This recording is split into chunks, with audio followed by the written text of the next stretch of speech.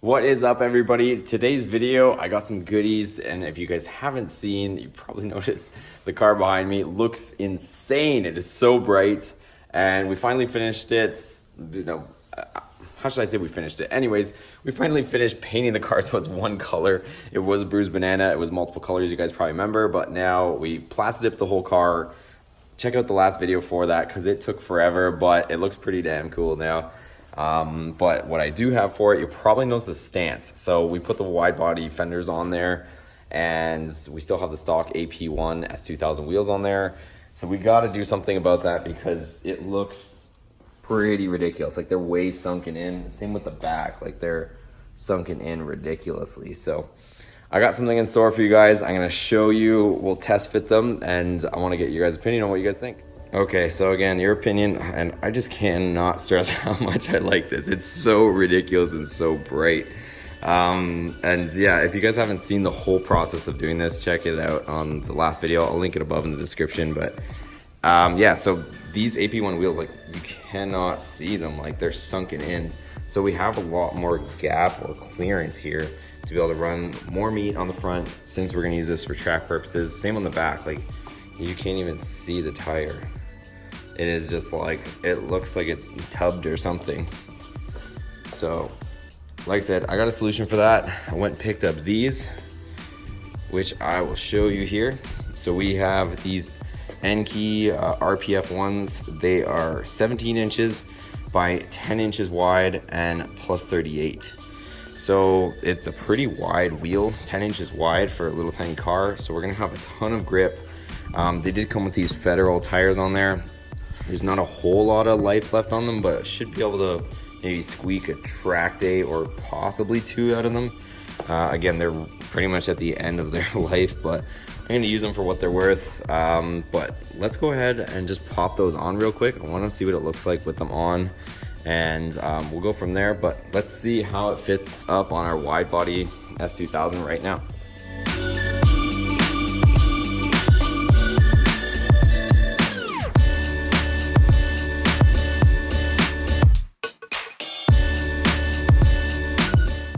All right, you guys, so here's what it looks like with the wheels on. Much more flush. So I think I have the steering wheel turned a tiny little bit, but at least the wheels are flushed up with the body now. And you'll notice this little weird kind of thing here, and this isn't my design, but just the way it is. Because these fenders are, well, that looks like about an inch, so I'm gonna call it an inch. They're about an inch over stock. This would be, and since this is a factory bumper, this would be where the original fender would line up to, but these fenders have a little bit more clearance, about an inch, so they stick out this much more. So the fenders actually come with these little things, or sometimes they don't come with them, but these ones did.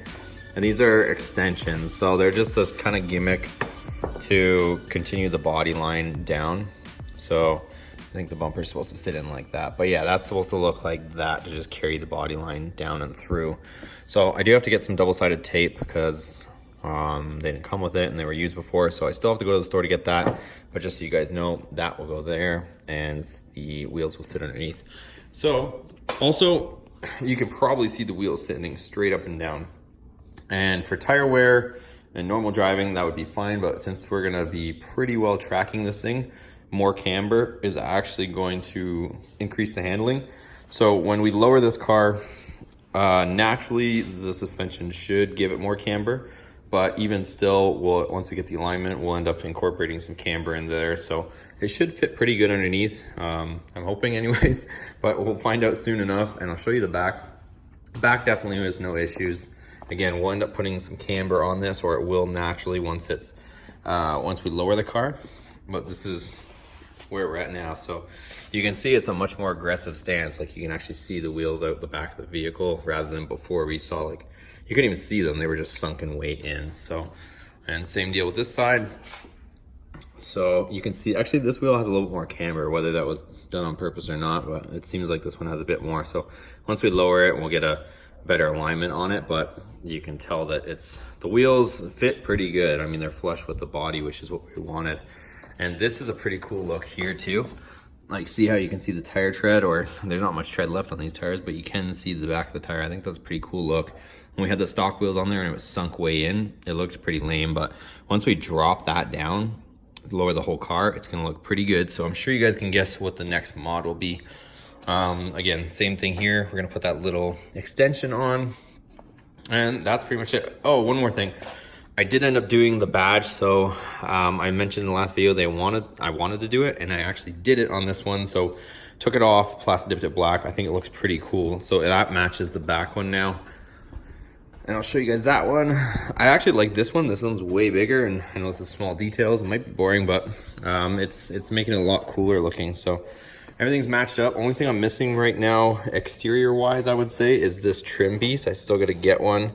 So that rubber trim that was there, because there was some damage here, that there was like a big banana here, bent through here from whatever, something struck there. But also lug nuts. So I'll show you guys. I have the stock lug nuts on, just two, just to hold it, just to show you guys how they're gonna look, because I'm gonna have to take these wheels off because we're gonna be doing suspension, which I'll show you in just a minute. Also, I'm gonna be painting in here, so I'll paint this black once we get the wheels back off so it looks decent. This one doesn't look so bad because it's silver, but if you take a look at the rears, they're pretty ugly. Somebody like spray bombed them white or something of that nature. So I'm gonna just make them black since I don't have center caps. So it looks decent. I think somebody must have painted white wheels on this at some point, because there's white paint on the caliper also, you could probably see. So somebody did some backyard paint job. Not that we didn't do one, but let me show you what we got for suspension. What the heck is that thing? It's almost like a bird is in here. So here's the suspension we got. So Buddy Club. And if I can do this with one hand, I'll show you what we got. Boom. So we got Buddy Club N Plus spec dampeners. I got these for cheap. I'm gonna run them for now. The spring rates are a little bit soft, and I'll talk about that more in the next video when we actually put them on, but they're a 10K in the front and 8K in the back spring rate. So I was talking to some other people, and it might actually go to a 12K square setup, so 12K on each corner, and that should be plenty stiff. But for now, this will get us started. One of the nice things that I like about these coilovers, and I've said it about the coilovers that are actually on the Viper, they have the same feature. So a lot of times people will adjust their ride height with the preload on the spring, and that's not a good way to adjust ride height, because essentially unless you tighten this up so you get rid of the slack in the spring, if you try to adjust your ride height, like loosen this collar down, your spring will just be dangling in there, and it leads to clunking and not the right spring preload. These coilovers, they have an adjustable body, so this here locks this, and you can lengthen the actual shock, the overall shock length, lengthen it or shorten it by spinning this bottom collar and then putting locking collar on it, and your spring load preload stays intact, and you don't have to mess with that. So that's pretty cool. One of the reasons why I went with these ones again. So that's some of the stuff we got going on. I still have the intake here. I picked up a filter for it, which I think I mentioned in another video, but I got a new filter for it. And I also have band clamps that we were missing, because this K&N intake was missing some parts, and it has this little dinky filter on it. But that's most of what we're gonna do. Oh, I did want to show you guys one other thing. So this is courtesy of Steve, and I'm going to show you his truck, because he has a SRT10 Ram Viper truck that's supercharged and got a whole lot of cool stuff. But he was kind enough to send these down for me. He used to have a Civic build that he wasn't using these on, so these were kicking around, so he gave me these. So these things are badass. We're going to, of course, put these extended lug nuts on the car once we're ready to go. So that's going to look killer. Also, he threw in a weighted shift knob, so it's a Skunk 2-1. It does say 5-speed, but it doesn't really matter. It still screws on as long as you know that you still have 6 gears. But the weighted shift knob should make a big of a difference, so that we can actually shift this thing a little bit faster too. So that'll help also. So thanks again to Steve for giving me that stuff. And check out his Instagram page, which I'll link it here. You can check out his page for now, but I'm gonna get some footage of his truck and get that on the channel as well. All right, you guys, so that is your quick little update on the car for now. I actually have to get working, and I'm gonna save it for the next episode because it's gonna be kind of a lengthy one. I'm gonna be installing those coilovers on the car, getting rid of this huge fender gap that you see, and we're gonna get moving. So the stuff that's pending, I'll just run through with you guys what we still need to do to the car. I need to put the suspension on. I might still just mess around at some auto cross, fun. Even if we don't get the alignment in time, I might just go shake down the car there. But besides putting the suspension on, we're gonna put the suspension on. I gotta get proper lug nuts on the car.